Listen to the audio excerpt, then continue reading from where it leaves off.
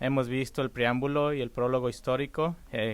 Examinamos las estipulaciones generales del pacto, encabezadas por una reafirmación de los 10 mandamientos a esta segunda generación de israelitas. Y pasamos 3 mensajes en el corazón de Deuteronomio, las estipulaciones específicas en el capítulo 20, del 12 al 26, y lo que miramos es que estas estipulaciones específicas eran básicamente el vivir de los 10 mandamientos. Sí, exponían los 10 mandamientos en orden, así que era un detalle de cómo vivir los 10 mandamientos. Ahora llegamos al punto en el que el pacto comienza a relajarse, pero aún quedan 3 partes más, y esta noche miraremos las bendiciones y las maldiciones. Y esa es una forma normal en la que se hacían los pactos en el Antiguo Testamento. También se nos recuerda que el tema que estamos siguiendo en Deuteronomio es el pacto de salvación. El pacto israelita, muchas veces llamado el pacto mosaico, no es el pacto con Dios bajo el cual nosotros operamos como creyentes, pero el carácter de Dios nunca cambia y la ley de Dios revela su carácter, por lo que podemos extraer principios de Deuteronomio que son inmediatamente aplicables a nosotros como aquellos que están bajo la cruz de Cristo. Y esta noche, al comenzar a mirar las bendiciones y maldiciones del pacto, el tema que estamos siguiendo es la autenticidad del pacto de salvación. Es la autenticidad del pacto de salvación, y miraremos esto más en detalle en la siguiente reunión. Pero lo que queremos decir con el pacto de salvación, bueno, la gente de Dios se le da la oportunidad como nación de demostrar la autenticidad de su fe en Jehová, y en última instancia esto también se expresa en el pueblo de Dios como individuos a los que se les da la oportunidad de demostrar la autenticidad de su fe en Jehová. Por ahora nos mantendremos enfocados en la nación como su conjunto, pero esta sección de Deuteronomio pinta un cuadro de división. Un cuadro de división, que hay aquellos que son seguidores genuinos de Dios y aquellos que son falsos en su fe. ¿Y cuál es la diferencia? ¿Cuál es la diferencia entre ellos dos? Bueno, en Deuteronomio 27:1 dice que Moisés dijo a su gente: mantengan su fe, manténganse en obediencia en fe. ¿Y cuál es la diferencia? La diferencia es la obediencia. Y esto no es una obediencia para ganar el favor de Dios, sino una obediencia debido al favor y a la gracia que Dios ya le ha dado. Jesús dijo a sus discípulos en Juan 15:4-5: permanezcan en mí y yo en ustedes.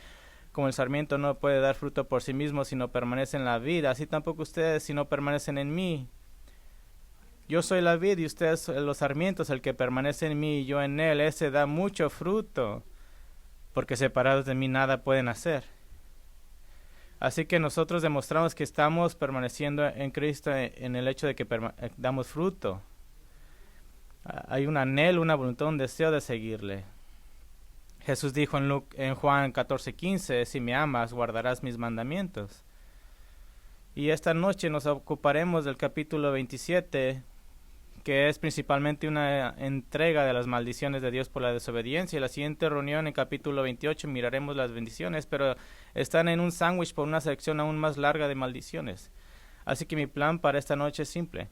Me gustaría simplemente caminarte a través del texto del capítulo 27 con usted y señalar algunos principios teológicos importantes que encontramos en esta sección. Así que, ¿qué está sucediendo aquí? Lo que está sucediendo es que Moisés le está diciendo a la gente a lo que van a hacer después de haber cruzado el río Jordán. Recuerdan que ellos están acampando en el lado este del Jordán, en los campos de Moab, y están a punto de cruzar para conquistar, y les va a decir algo que van a hacer. Van a firmar su acuerdo con este pacto de una manera inusual. La mitad de ellos se dividirán en el monte Gerizim y la otra mitad en el vecino monte Ebal. Y van a ser divididos. Pero primero verán una copia de la ley con la cual deben estar de acuerdo.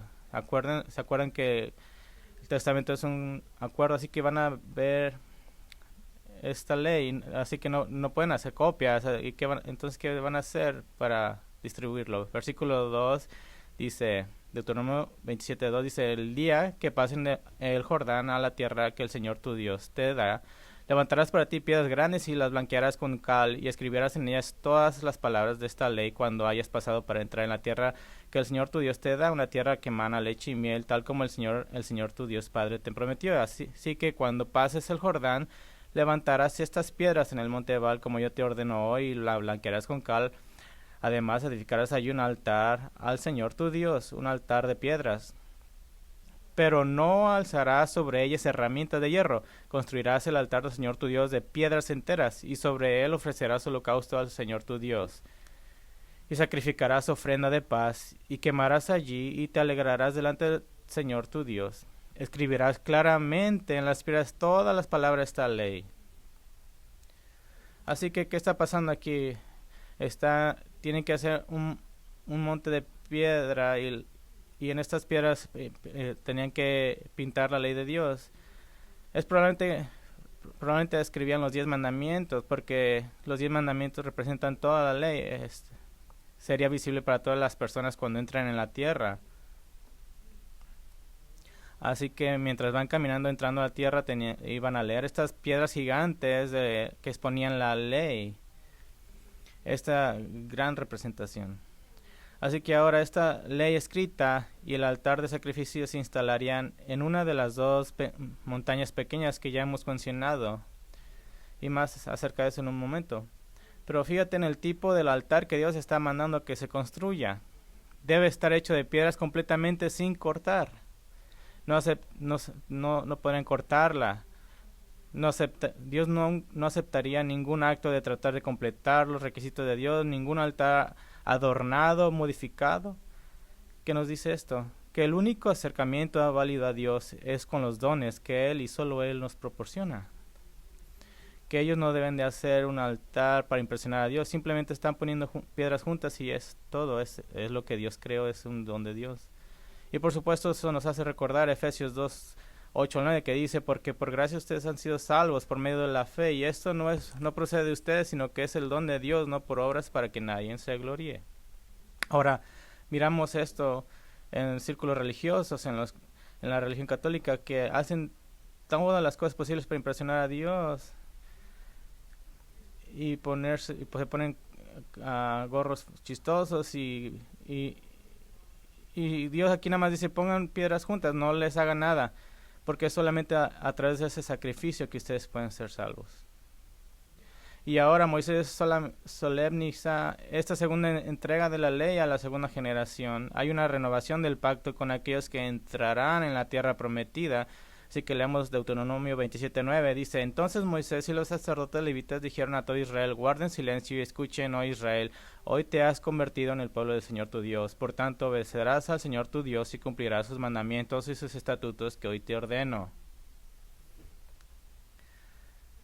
Y luego en versículos 12 al 13, Moisés da las instrucciones de que la mitad de las tribus deben reunirse en el monte Gerizim como la montaña que representa la bendición para la obediencia, y la otra mitad debe reunirse en el monte Ebal, que representa la maldición por la desobediencia. ¿Qué era esto? Esta iba a ser una imagen viviente de la elección ante el pueblo de Dios para guardar el pacto en fidelidad y recibir las bendiciones de Dios por obediencia o por romper el pacto o para recibir las maldiciones. Así que debe ser una llamada antífona de una cima de la montaña a otra. En el versículo 14 tiene las instrucciones. Los levitas deben llamar a la ley y toda la gente diría amén, que quiere decir así sea o sí, así estoy de acuerdo. Su significado es así sea. Déjame darte algo acerca de estas montañas. Las bases de las montañas son casi idénticas, simplemente están la base del monte Ebal y el monte Gerizim están solo 500 metros de distancia y los picos a 1,5 millas de distancia. Son casi idénticos en altura, con Ebal a 3,033 pies sobre el nivel del mar y 1,400 pies del fondo del valle, y Gerizim a 2,889 pies, y la tierra entre ellos forman un anfitrión natural con una buena acústica para que el sonido viaje. Así que esta próxima proclamación de porciones cortas de la ley, con la gente gritando amén de una cima de la montaña a otra, sería una lección objetiva contada por generaciones. Decir wow, el abuelo, abuelo, ¿estuviste en el monte de la maldición? No, no estuve en el monte de la bendición, pero fue un gran día. Qué gran recuerdo sería esto. Y todas estas advertencias tienen algo que se nos van a dar, tienen algo en común. Algo que es vitalmente importante para nuestra comprensión de la salvación del pacto. Y les diré lo que todas estas maldiciones tienen en común al final de nuestro tiempo esta noche, pero apuesto que lo averiguarán antes. Así que vamos a caminar un poco por estos versículos. El versículo 14, 15 dice: entonces los levitas responderán y dirán en alta voz a todos los hombres de Israel: maldito el hombre que haga ídolos o imagen de fundición, abominación al Señor, obra de las manos del artífice, y la erige en secreto. Y todo el pueblo responderá y dirá amén. Nunca deben adorar aquello que es creado, por ejemplo, los materiales que se hacen en ídolos. No debemos adorar las cosas que Dios ha creado y hacer cosas con ellos. Dice el versículo 16: maldito el que desprecie a su padre y a su madre. Y todo el pueblo dirá amén. Deshonrar a tus padres quiere decir estimar a la ligera o hacer luz de ello. Es una señal de odiar la autoridad que Dios ha puesto sobre ti, una señal de una persona no regenerada. Versículo 17 dice: maldito el que cambia el lindero de su vecino. Y todo el pueblo dirá amén. Esto crea división debido a la codición y destruye la paz de la comunidad y destruye la unidad. Así que no está bien. Eso es está mal. Leamos el versículo 18 y 19. Dice: maldito el que haga errar al ciego en el camino. Y todo el pueblo dirá amén. Y dice: maldito el que pervierte el derecho del extranjero, del huérfano y de la viuda. Y todo el pueblo dirá amén. Lo que está diciendo es que los más indefensos de la sociedad merecen amor, cuidado y asistencia de la comunidad, no indiferencia ni negligencia. ¿Por qué engañarías a un ciego en el camino? No es simple una broma. Oh, bueno, vamos a hacer que el ciego se vaya a otro lado. Alguien que hace eso es para que fuera pisoteado por el ganado, para provocar una caída fatal, motivado por el deseo de no lidiar con el cuidado de alguien así en la sociedad. El versículo 20 dice: maldito el que se acueste con la mujer de su padre, porque ha descubierto lo que es de su padre. Y todo el pueblo dirá amén. Maldito el que se eche con cualquier animal, y todo el pueblo dirá amén. Maldito el que se acueste con su hermana, la hija de su padre o de su madre, y todo el pueblo dirá amén. Maldito el que se acueste con su suegra, y todo el pueblo dirá amén.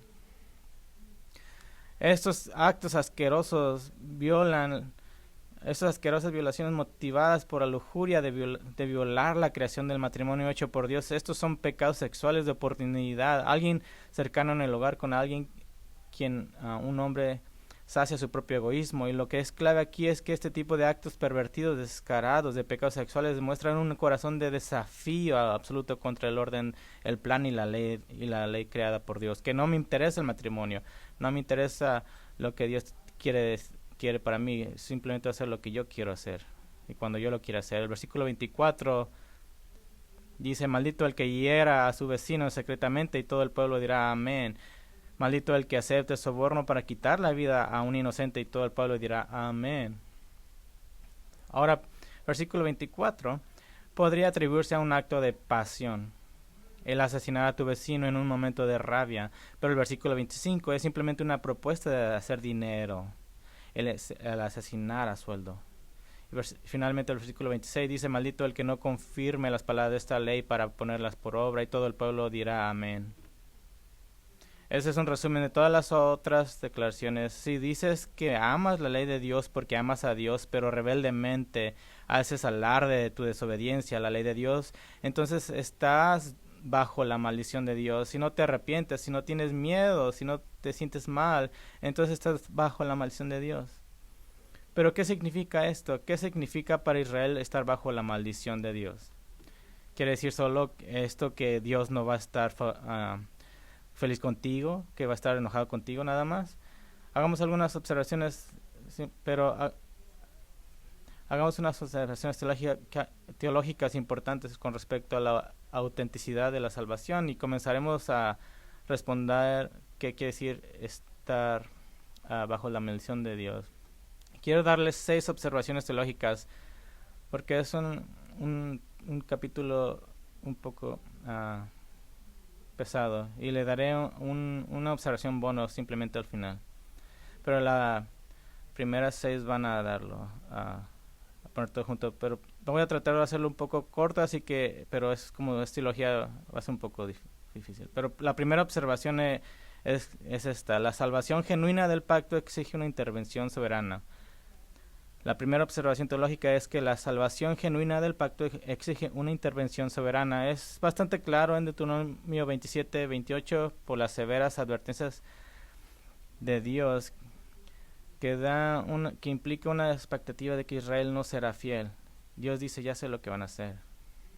La gente se reunirá en estas 2 montañas y está llamada a gritarse literalmente unos a otros amenes, que estarán de acuerdo y actuarán según la ley perfecta y justa de Dios.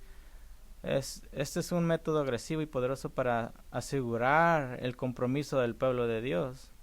Imagínense que empezáramos a leer los mandamientos de Dios y todos ustedes tengan que decir amén.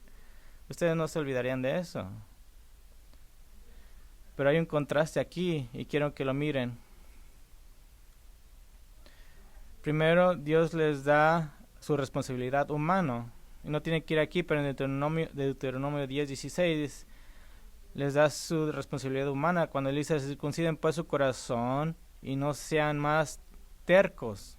Circunciden pues su corazón y no sean más tercos. Que hay una responsabilidad humana de seguir a Dios en fidelidad y de obediencia. La circuncisión era el signo externo de ser parte del pueblo de Dios, pero Dios exige una realidad interna de fe.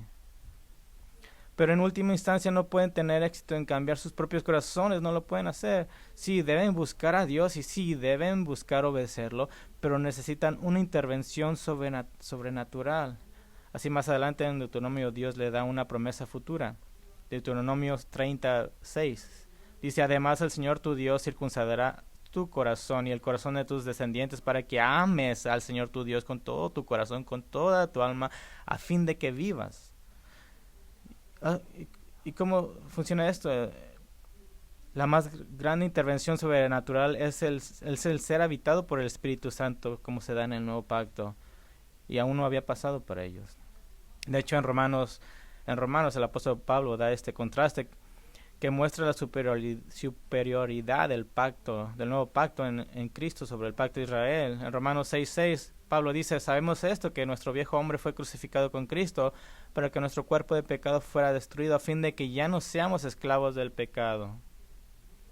¿Qué quiere decir? Que como un no creyente, alguien que no está habitado por el Espíritu Santo, eres esclavo del pecado. El versículo 17-18 dice: pero gracias a Dios que aunque ustedes eran esclavos del pecado, se hicieron obedientes de corazón a aquella forma de doctrina a la que fueron entregados.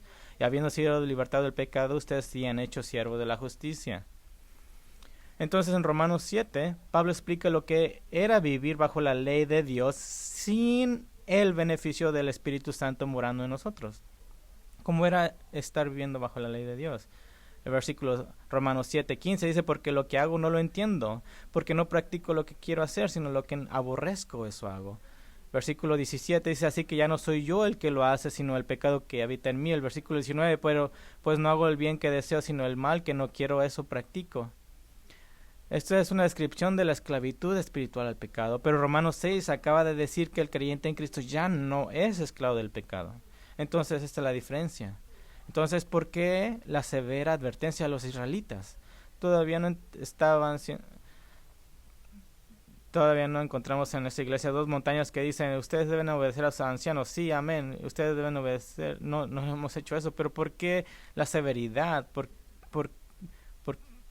qué estas personas no están habitadas por el Espíritu de Dios?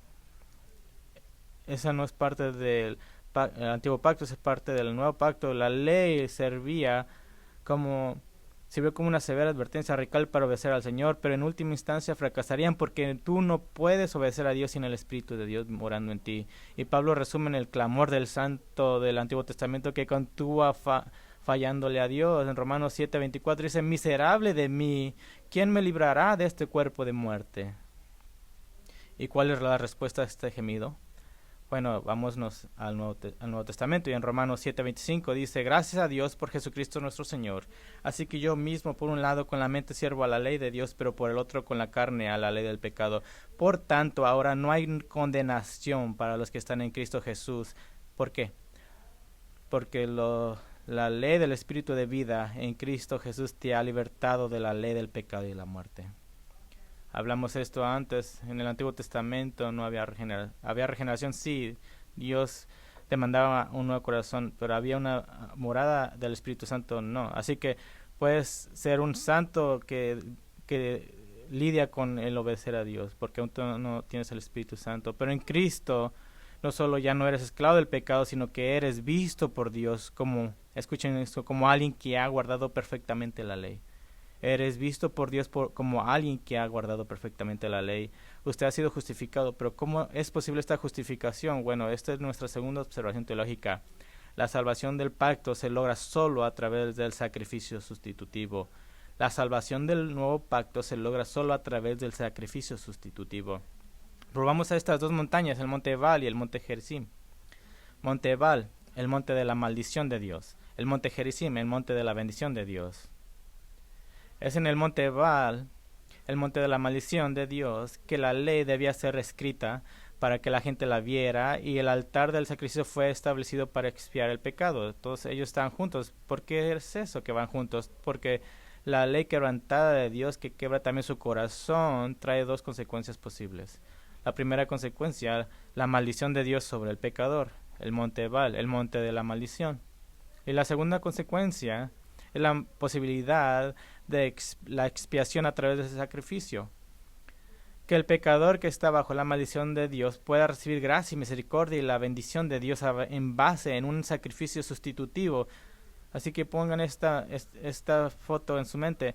En esta pequeña montaña hay esta pequeña montaña de rocas, y puedes leer los 10 mandamientos en ellas, y dices: ahora, he quebrado este, he quebrado este, he quebrado. No puedo hacer esto, no puedo hacerlo en mis fuerzas, y te paniqueas y dices: no puedo guardar la ley. Y junto a él está un altar en cual la sangre debe ser derramado, porque tú no puedes cumplir estas leyes. Y por supuesto, dado que los sacrificios de animales de la ley de Moisés no son capaces de salvar, ni fueron diseñados para hacerlo, en última instancia debe haber un cumplimiento de esta imagen completa de los sacrificios. Y miramos esto en Hebreos 9:11. Pero cuando Cristo apareció como sumo sacerdote de los bienes futuros a través de un mayor y más perfecto tabernáculo no hecho con manos, es decir, no de esta creación, entró al lugar santísimo una vez para siempre, no por medio de la sangre de machos cabríos y de becerros, sino por medio de su propia sangre, obteniendo redención eterna. Obtenió una redención eterna. Y ahora no vamos al monte Ebal, vamos al monte Sión. Vamos a Jerusalén. Vamos al pequeño lugar llamado Gólgata, en el lugar de la calavera, donde la cruz de Cristo fue establecida para ser el medio por el cual Dios recibiría el pago por tu pecado. De tal manera que en Cristo seas trasladado, por así decirlo, de un monte Gerizim, el monte de la maldición, al monte de la bendición. La tercera observación teológica. Dice la pregunta es: ¿qué quiere decir qué quiere estar bajo la maldición de Dios? Y esta es la respuesta. La maldición de Dios al desobediente Israel tiene que ver con su relación con la tierra prometida. La maldición de Dios al desobediente Israel tiene que ver con su relación con la tierra prometida. En el siguiente capítulo 28, se dan tanto bendiciones como una larga lista de maldiciones. Vamos a Deuteronomio 28:8. Dice: el Señor mandará que la bendición sea contigo en tus graneros y en todo aquello en que pongas tu mano, y te bendecirá en la tierra que el Señor tu Dios te da. La bendición tiene que ver con cómo debería ser la vida en una nación obediente en la tierra, y nos ocuparemos de eso la próxima vez. Y el resultado de la disciplina y la maldición de Dios se encuentra en el conjunto mordaz y largo de las maldiciones del versículo 20, del capítulo 28, versículo 15 al 68, unos 54 versículos de maldiciones. Básicamente los versículos 15 al 63 tratan con todo horror y sufrimiento imaginable. en la tierra. Entonces, vamos al capítulo 28, 64, 65, dice, hasta el 63 es puras sufrimiento. Y en el 64 dice, además el Señor te dispersará en todos los pueblos de un extremo de la tierra hasta el otro extremo de la tierra, y allí servirás a otros dioses de madera, de piedra, que ni tú ni tus padres han conocido, y entre esas naciones no hallarás descanso y no habrá reposo para la planta de tu pie, sino que allí el Señor te dará un corazón temeroso, desfallecimiento de ojos y desesperación de alma. Entonces hacemos esta pregunta, ¿hay un lugar seguro para un judío en esta tierra? No, aún están bajo maldición. Y sí hay una nación, pero solamente la mitad de los judíos en el mundo viven ahí y aún no conocen a Cristo como su Salvador. Entonces Dios los saca de la tierra, y esto no es un tema nuevo en Deuteronomio. Dios está haciendo esta misma promesa en Éxodo capítulo 4, 27 al 28. Ahora considera esto, en los capítulos 27 y 28 se hace obvio que las amenazas de ser maldecidos por Dios al desobedecerle son más grandes que las bendiciones prometidas por Dios por la obediencia. En el capítulo 27, del 14 al 26, son todas maldiciones. Capítulo 28, 15 al 64 son todas maldiciones. Y en medio de estas dos secciones de maldiciones, como un sándwich, en medio obtenemos el 28, 1 al 14 como una lista de bendiciones potenciales. Ahora hay dos observaciones sobre esta preponderancia de maldiciones. Primero, este peso de maldiciones era en realidad bastante normal para un antiguo tratado del pacto del cercano oriente. El código de Lib Ishtar, las maldiciones superan las bendiciones 3 veces. En el código de Umardabi, las maldiciones superan las bendiciones 20 a 1. El tratado del siglo 7 a.C. de Esarhadón de Asiria, 25 de un total de 674 líneas. En total, el tratado son todas maldiciones, así que Dios está hablando su idioma, uno que ellos entenderían en su cultura. Ahora, una segunda observación más importante. La preponderancia de las maldiciones reconoce repetidamente la expectativa de que en el futuro Israel de hecho se rebelará y de hecho estará bajo estas maldiciones. Esta no es una advertencia amistosa seguida de pero realmente no tendremos que lidiar con eso, ¿o sí? No es una advertencia amigable, es una profecía. Esto es lo que ustedes van a pasar, esto es lo que les va a pasar a ustedes por desobedientes. Este es el Dios Padre de Israel dando advertencias que son tan detalladas que nunca se puede decir que Dios castiga sin previo aviso. Nunca se puede decir que Dios castiga sin previo aviso o algún tipo de capricho. ¿Qué es lo que hacen los padres? Muchas veces castigamos a nuestros hijos sin decirles las reglas. Y el pequeño niño dice, pues yo no sabía que las reglas, no sabía que eso era malo.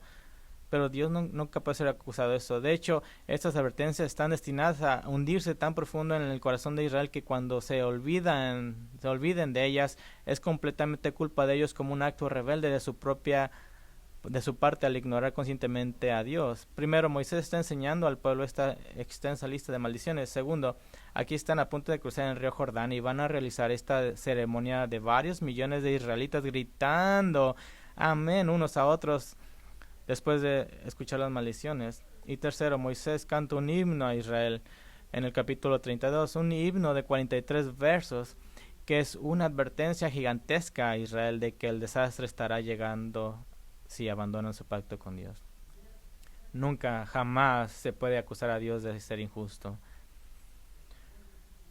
ya que el reino del norte de Israel está siendo diezmado y llevado por Asiria en el 722 a.C. y como el reino del sur de Judá estaba siendo rematado y tomado cautivo por Babilonia en 586, nunca puede decir Israel, ¿por qué está sucediendo esto? Nunca pudieron decir esto. ¿Cuál fue el resultado de su desobediencia? No hay lugar para que ellos vivan y disfruten la bendición de Dios en una tierra propia. Es interesante que el lago de fuego que se encuentra en el Apocalipsis, muchas veces llamado infierno, hay una pregunta que exactamente dónde va a estar el infierno. Tiene que estar en algún lugar y la escritura no miramos dónde, que los que están van a estar en el infierno, no tienen un lugar, no tienen una casa, no pertenecen a ningún lado. Y esta es la maldición de Dios, tiene que ver con la tierra. Déjame darte una cuarta observación teológica. La salvación genuina del pacto incluye una medida de bendición en esta vida. La salvación genuina del pacto incluye una medida de bendición en esta vida. Para Israel esta bendición es muy concreta, bendiciones en la tierra, bendiciones en forma de hijos, salud, prosperidad, seguridad y felicidad en tu propia tierra. En el capítulo 28 habla de estas cosas. Y por el contrario, la presencia de grandes sufrimientos como la sequía, la pérdida de la familia, la muerte prematura, etc., es el resultado de la desobediencia del pacto en la tierra que Dios da. Eso es lo que a veces se le llama teología deuteronómica. Es un sistema muy sencillo, en blanco y negro, que si haces las cosas que Dios te dice, Dios te bendice, y si no, te maldice. Y esa es muchas veces la forma en que pensamos. Y de hecho, básicamente el resto del Antiguo Testamento es el trabajo de Deuteronomio 27 al 28. Deuteronomio 27 al 28 es la llave del Antiguo Testamento. Vemos tiempos de dolor cuando Israel se rebela contra Dios en el tiempo de los jueces, inmediatamente después del periodo de tiempo actual de Moisés. Vemos tiempos de dolor cuando los reyes de Israel desobedecen, cuando Saúl desobedece, cuando David desobedece, cuando Salomón desobedece. Y vemos también tiempos de alivio y bendición cuando reyes como Ezequías o Josías invocan al Señor y suplican su ayuda y bendición. De hecho, el libro de Amós nos ayuda porque es la predicación de Amós tanto en el Reino del Norte como en el Reino del Sur. Es probablemente el primer profeta que escribe de todos los profetas, y su predicación, sus oráculos, se basan básicamente en Deuteronomio 28, 27, 28. Es todo lo que habla. Predicó durante el reinado de Usías en el sur y Jeroboam II en el norte durante el siglo 8 a.C., así que es un profeta antiguo. Era un tiempo de estabilidad política, de paz, prosperidad, que se caracterizaba por la idolatría y la corrupción y la opresión. Había un montón de idolatría, de corrupción y la opresión de débiles y pobres en la tierra. Las naciones eran apóstatas. Y Amós advirtió entonces que la maldición de Deuteronomio 28 estaban en camino y ya estaban viniendo. Pero incluso en medio del Antiguo Testamento, mirando la historia de Israel dirigiéndose hacia el desastre, aún en medio de eso, siempre vemos no solo la promesa de un remanente fiel de Israel en el futuro, sino que vemos a esos fieles israelitas individuales que disfrutan de la ayuda y bendición de Dios hasta cierto punto en esta vida. Por ejemplo, vemos a Ruth y Boaz en medio de los tiempos de los jueces, donde todos los demás estaban haciendo lo que era bueno en sus propios ojos, pero Ruth y Boaz guardaban la ley y fueron bendecidos a consecuencia. Vemos a los fieles justo antes de la conquista por Babilonia, prometía en Habacuc 2:4 que los justos vivirán por su fe, dice. Vemos a los guardianes de la ley bendecidos por Dios. De hecho, los salmos también lo confirman. Salmo 37:25 dice: yo fui joven y ya soy viejo, y no he visto al justo desamparado ni a su descendencia mendigando pan. Salmo 32:10 dice: muchos son los dolores del impío, pero el que confía en el Señor, la misericordia lo rodea. Incluso en los momentos en que sí sufrimos y sí tenemos dolores en el corazón, Salmos nos enseña que Dios nos da una medida de bendición en esta vida. Salmo 27, 13, 14 dice: hubiera yo desmayado si no hubiera creído que había de ver la bondad del Señor en la tierra de los vivientes. Espera al Señor, esfuérzate y aliéntese tu corazón. Sí, espera en el Señor. Esto es importante porque sí sufrimos en esta vida, pero también ustedes deben de orar como seguidores de Cristo. Deben de mirar en algún nivel la bendición de Dios. Y les juro que si ustedes ponen atención, ustedes pueden ver la bendición del Señor todos los días. No puedo pensar en un día en mi vida, aún en el día más doloroso, en cual el Señor no puso alguna bendición, algo bueno en ese día. Hay una quinta observación teológica, y es el contrapunto a la anterior. que dice, las bendiciones de esta vida son templadas por el mundo pecaminoso actual. Las bendiciones de esta vida son templadas por el mundo pecaminoso actual. Cuando tú tienes buenas noticias, no estás esperando que ya haya malas noticias. No, siempre va a haber cosas buenas. Sí, el Antiguo Testamento definitivamente presenta a los fieles como disfrutando de las bendiciones del Señor. Pero no vamos a los extremos ridículos del Evangelio de la Prosperidad, que enseña que la meta principal de Dios para ti es darte salud, riqueza y prosperidad. Porque el Antiguo Testamento muestra que a veces los justos también sufren junto con los injustos. A veces la muerte o el sufrimiento no tiene nada que ver con la justicia retribuida de Dios. Es simplemente parte del misterioso plan de Dios en su trato con su pueblo que todavía está atrapado en un mundo pecaminoso. Y a la inversa, a veces la gran prosperidad parece llegar a los malvados. En Oseas 2.8, Dios afirma que Israel no reconoció la bondad de Dios a pesar de su idolatría. Dice, pues ella no sabía que yo era el que le daba el trigo, el vino nuevo y el aceite, y le prodigaba la plata y el oro que ellos usaban para Baal, que usaban para adorar a un falso Dios. El profeta Jeremías ora en Jeremías 12.1, justo eres tú, oh Señor, cuando a ti presento mi causa. En verdad, asuntos de justicia voy a discutir contigo. ¿Por qué prospera el camino de los impíos y viven en paz todos los que obran con perfidia? Lo ponemos así, ¿por qué es que los más malvados de toda la humanidad, por qué siempre ganan elección tras elección? ¿Por qué los políticos siempre hacen un dineral cuando nosotros no hacemos nada de eso? Salomón observa en Eclesiastés 2.14 que el sabio tiene ojos en su cabeza, pero el necio anda en tinieblas, aunque yo sé que también ambos corren la misma suerte. ¿Qué quiere decir eso? Aquí está el sabio que está tratando de hacer todas las cosas bien, y el que no cree en Dios, y todos los dos mueren igual. Entonces, ¿por qué nos importa? Eclesiastés 9.12 decía, a todos les sucede lo mismo, hay una misma muerte, una misma suerte para el justo y para el impío, para el bueno, para el limpio y para el inmundo, para el que ofrece sacrificio y para el que no sacrifica. De hecho, Jesús mismo afirmó que el sufrimiento y el estado de la salvación de uno no están necesariamente conectados. En Juan 9, Jesús encontró a un hombre nacido ciego, y sus discípulos le preguntaron, Rabí, ¿quién pecó, este o sus padres, para que naciera ciego? Jesús respondió, ni este pecó ni sus padres, sino que está ciego para que la obra de Dios se manifieste en él. Ahora, este es un raro retroceso de la cortina para revelar los propósitos soberanos de Dios. Y Jesús reveló que el hombre nació ciego para que Dios pudiera glorificarse a sí mismo. Y claro que supuesto que lo hizo cuando Jesús lo sanó. ¿Y qué pasó con el hombre nacido ciego, sanado de su aflicción? Cuando explicó que Jesús lo sanó a los líderes israelitas, ellos lo excomulgaron de poder adorar con su pueblo. De inmediatamente sufrió por el nombre de Cristo. De hecho, Jesús lo encontró después, en Juan 9:35 al 38. Jesús oyó decir que lo habían echado fuera, y cuando lo encontró le dijo, ¿crees tú en el Hijo del Hombre? Y él le respondió, ¿quién es, Señor, para que yo crea en él? Jesús le dijo, pues tú lo has visto, y el que está hablando contigo, ese es. Él entonces dijo, creo, Señor, y lo adoró.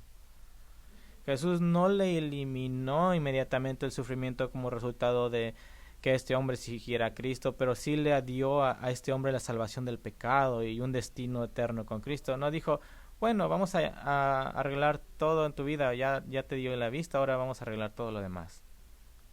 De hecho, el verdadero creyente en Cristo deberá esperar el sufrimiento. Debería esperar el sufrimiento.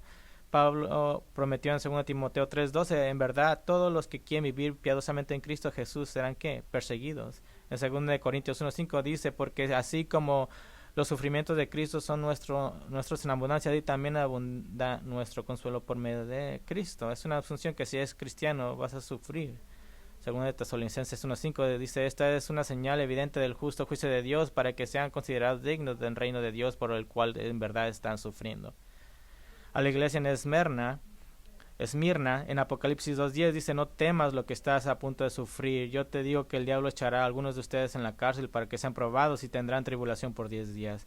Sé fiel hasta la muerte, yo te daré la corona de la vida. Así que esta es mi pregunta. Sí, podemos esperar una medida de bendición en esta vida, pero esas bendiciones son templadas por el mundo pecaminoso actual. ¿Dónde nos deja eso? Bueno, vamos a hacer una sexta observación. La salvación genuina del pacto permite a la persona salva buscar o esperar bendiciones futuras. La salvación genuina del pacto permite a la persona salva buscar o esperar bendiciones futuras. No quiero decir demasiado porque no tendría nada que predicar la siguiente vez, pero veremos Deuteronomio 28, 1 al 14 y presenta una imagen de Israel que es nada menos que gloriosa. Hay bendiciones en la ciudad, en el campo, en el hogar, en el ganado, en riqueza, en abundancia de alimentos, protección de los malvados, graneros estallando de grandes cosechas, recibiendo honra de todas las demás naciones de la tierra, lluvia a los campos, abundancia de hijos y nietos y bisnietos, hasta el punto de que Israel se convirtiera en el líder económico del mundo actual, actuando como una institución de préstamos con las demás naciones. Y esto suena muy bien, y esto nunca ha sucedido, por lo tanto todavía debe ser en el futuro. Cuando estaba en el seminario, en la clase de exposición de Deuteronomio, me enseñaron que la clave para entender la teología deuteronómica y la clave para entender todo el Antiguo Testamento se podía encontrar en la conclusión de las advertencias del libro de Amos. Amos, de quien dije que estaba advirtiendo a los judíos de que estaban al borde de ser destruidos por Dios. Sin embargo, sus oráculos terminan con esta clásica esperanza para el futuro. Amos 9, 11 al 15. Amos 11 al 15 dice: en aquel día levantaré el tabernáculo caído de David, repararé sus brechas, levantaré sus ruinas y lo reedificaré como en el tiempo pasado, para que tome posesión de remanente de Edom y todas las naciones donde se invoca mi nombre, declara el Señor que hace esto. Vienen días, declara el Señor,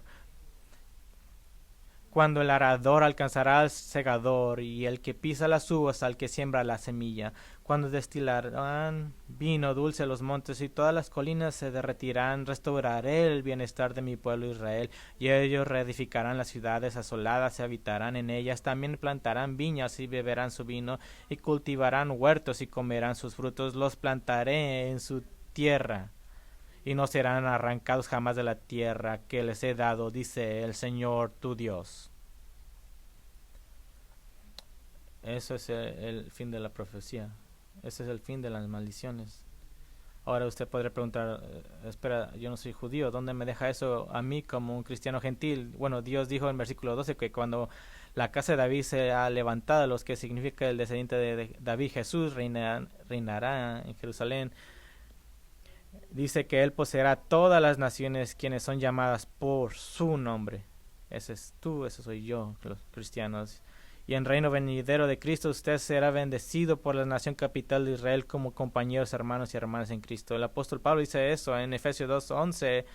Dice: por tanto, recuerden que en otro tiempo ustedes, los gentiles en la carne, que son llamados incircuncisos por la tal llamada circuncisión hecha en la carne por manos humanas, recuerden que en ese tiempo ustedes estaban separados de Cristo, excluidos de la ciudadanía de Israel, extraños a los pactos de la promesa, sin tener esperanza y sin Dios en el mundo.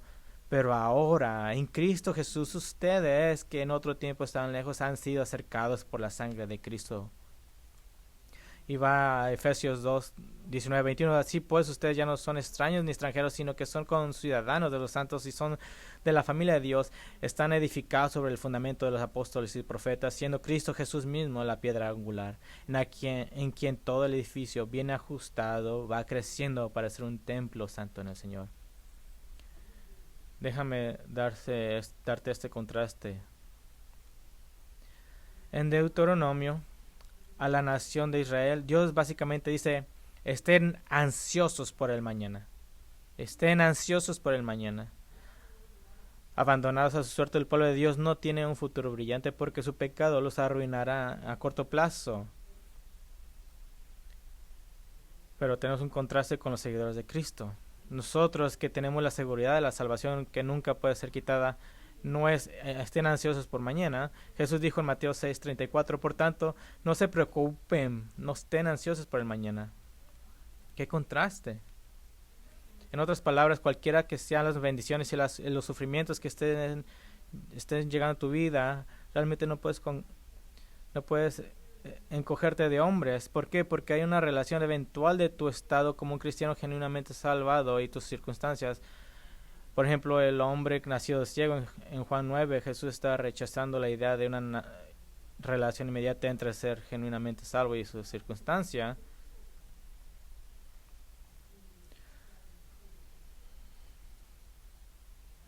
Así que, ¿cómo hacemos esto? Bueno, Pablo lo dijo de esta manera en Romanos 8:18, dice, pues los considero que los sufrimientos de este tiempo presente no son dignos de ser comparados con la gloria que nos ha de ser revelada. Así que sí, con alegría buscamos y esperamos las bendiciones de Dios a los que genuinamente son salvos, pero sabemos que estas están mezcladas con el sufrimiento y la angustia, que son parte de vivir en un mundo pecaminoso, pero nuestra mayor esperanza está en el horizonte. Así que miramos más allá de esta vida, miramos a esta esperanza. Así que en Apocalipsis 21:5 dice, entonces vi un cielo nuevo y una tierra nueva, porque el primer cielo y la primera tierra pasaron y el mar ya no existe, y vi la ciudad santa, la nueva Jerusalén, que descendía del cielo de Dios, preparada como una novia ataviada para su esposo.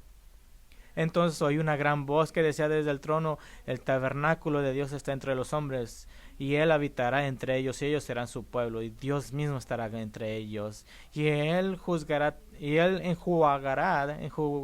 toda lágrima de sus ojos, y ya no habrá muerte, ni habrá más duelo, ni clamor, ni dolor, porque las primeras cosas han pasado. El que estaba sentado en el trono dijo, yo hago nuevas todas las cosas, y añadió, escribe, porque estas palabras son fieles y verdaderas. Déjame darte esta es nuestra séptima observación teológica, nuestro bono, y tiene que ver con la salvación genuina. Es esta: el verdadero corazón de todas las personas será revelado por Dios. El verdadero corazón de todas las personas será revelado por Dios. ¿Se acuerdan que te dije al comienzo de esta noche que te diré lo que todas estas 12 maldiciones, el versículo 15 al 26 tienen en común? Y puesto que ya has adivinado. Versículo 15 al 26 dice, maldito el hombre que haga ídolo o imagen de fundición. El 16, maldito el que desprecia a su padre. El 17, maldito el que cambia el lindero de su vecino. Versículo 17, maldito el que haga errar al ciego en el camino. Y el 19, maldito el que pervierta el derecho. El 20, el 23, maldito el que haga cosas sexuales pervertidas. Versículo 24, maldito el que hiera a su vecino secretamente. Versículo 25, maldito el que acepte soborno para quitar la vida de un inocente. Y versículo 26, maldito el que no confirme las palabras de esta ley para ponerlas por obras. Así que, ¿qué tienen en común todos estos pecados? El versículo 15 y 24 nos lo dicen. Están todos hechos en secretos. Están todos hechos en secretos, para demostrar la falsedad de la fe, porque en última instancia Dios los expondrá como fraudulentos.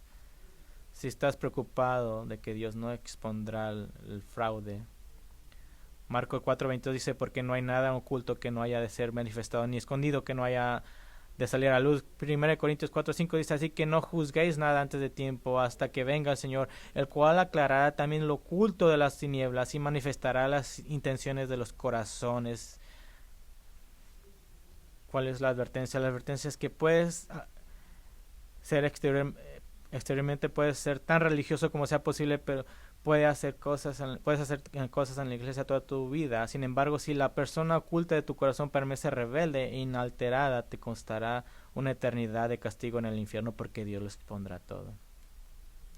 Eso es porque por esto necesitamos a Cristo, para lavar nuestros pecados ocultos, para lavar nuestra rebelión secretas, y para hacernos, como dice Isaías 1, blanco como la nieve.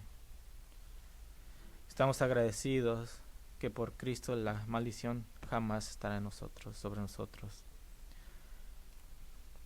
Maldito, dice la Biblia, el que es colgado en un árbol, y Él fue colgado. Y estamos agradecidos que aún nuestros pecados secretos son cubiertos por la sangre de Cristo. Así que oremos juntos. Padre, gracias por tu teología tan rica en este capítulo. Aprendimos mucho, tenemos mucho por qué pensar.